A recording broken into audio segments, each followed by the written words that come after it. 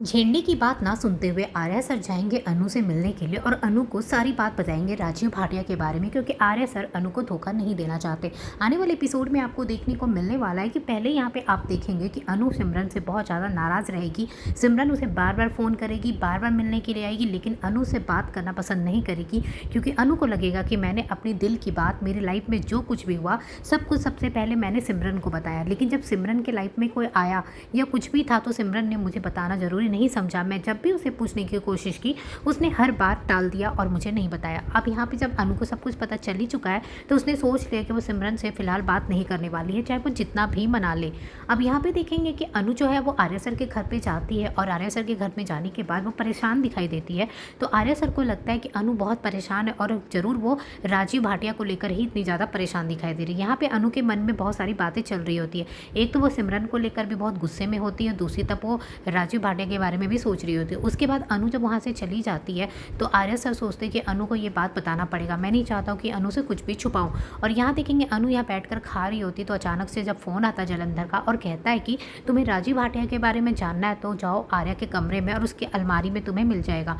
यहाँ पे वो आती है और उसके हाथ में डॉक्यूमेंट भी हाथ लग जाता है और राजीव भाटिया वो देख भी लेती है। आर्या सर को फिर लगता है कि अनु को अब सब कुछ पता जब चल ही जा रहा है तो अनु को मुझे खुद बता देना चाहिए। झेंडे यहाँ पे रोकते हैं आर्या को और कहते हैं कि तुम क्या करने के लिए जा रहे हो, तुम ये सब नहीं बताओगे अनु को।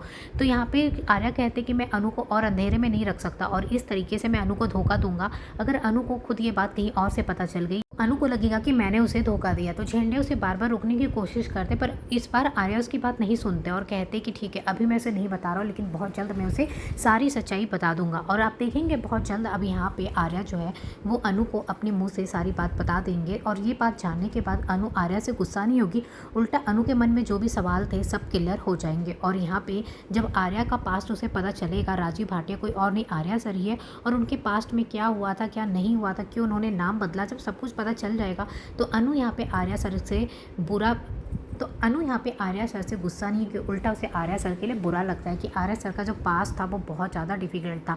वहीं पे सिद्धि माता भी बार बार अनु को हिंट देगी और अनु को उस हिंट से पता चलेगा कि यहाँ पे कुछ तो राज है जो अनु को जल्द पता चलने वाले हैं।